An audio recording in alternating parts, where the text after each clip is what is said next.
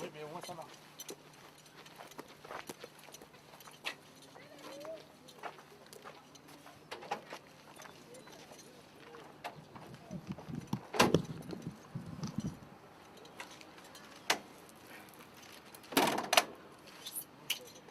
Et voilà.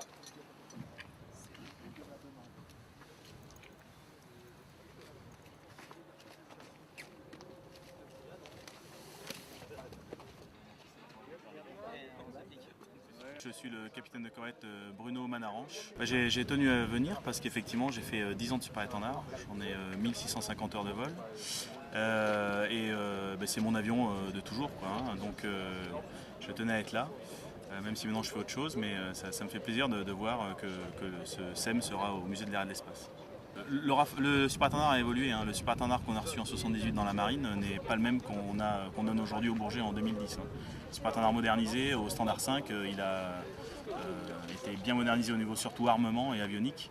Donc il tient tout à fait son rôle lors des conflits comme l'Afghanistan et il n'y a pas de souci. Mais c'est sûr que la cellule, la cellule moteur, ont l'âge qu'ils ont. Quoi. Voilà. Donc oui, il y a une différence par rapport au Rafale, c'est sûr. Aujourd'hui je suis chef du centre de simulation Rafale à Landivisiau. Le SEM numéro 61 qui me tient particulièrement à cœur parce que au large de Rio, dans des conditions particulièrement difficiles de mer, sur le Foch, j'ai fait un appontage très dur, c'est-à-dire une prise de bras en vol où l'avion a été sacrément cassé. Voilà, moi je m'en suis sorti avec quelques tassements et au final cet avion-là a été réparé, a revolé et mon dernier vol de super étendard en 2008 était sur le SEM 61, donc je suis très attaché à ce SEM 61. Voilà. La boucle était bouclée. La boucle était bouclée, oui.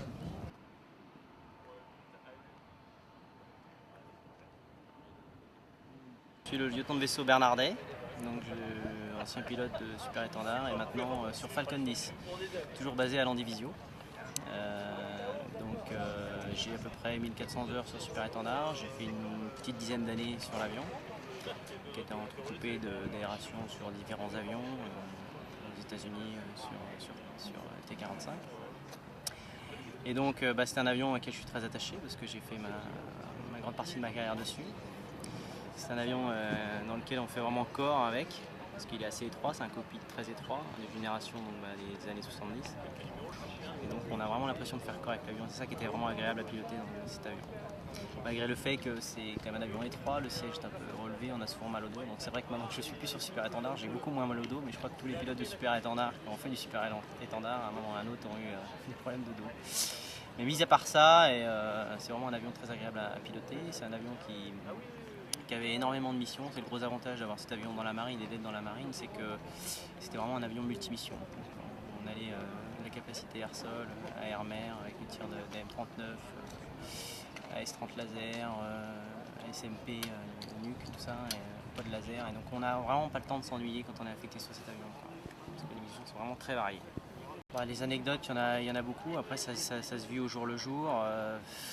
Les anecdotes, c'est surtout à bord, hein, les retours de nuit, avec des conditions. Si, j'ai une anecdote catapultage de nuit à 3h du matin. Donc on devait faire un assaut mer contre une flotte ennemie simulée par d'autres bâtiments.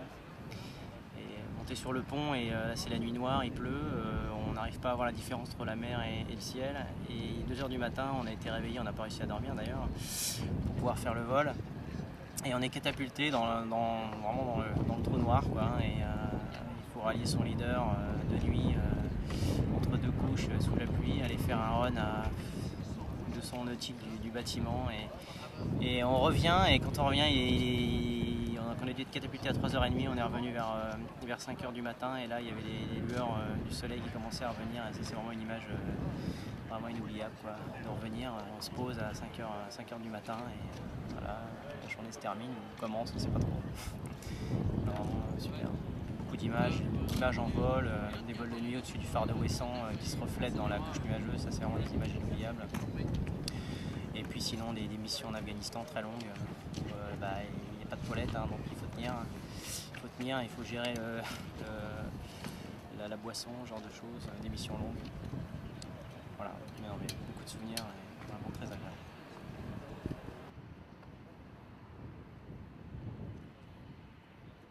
Je suis le lieutenant de vaisseau Philippe Racigné. J'étais pilote de super étendard de 1997 à juillet 2009. Voilà, donc 12 ans, j'ai 1600 heures de vol sur l'appareil, 400 appontages. Et je suis actuellement pilote sur Falcon 10, toujours dans la marine. Voilà, au sein de l'escadrille 57S maintenant. Oh, j'ai plein de bons souvenirs, que ce soit en opération ou en instruction de base. Je me souviens particulièrement de ma première mission opérationnelle sur le Kosovo. Voilà, donc c'était assez intense au niveau, feeling évidemment. Et je pense que je serais capable d'aller la refaire aujourd'hui sans carte, sans rien, parce que je m'en souviens par cœur, même de l'objectif que j'ai eu à traiter. Voilà, donc quoi, ça marque.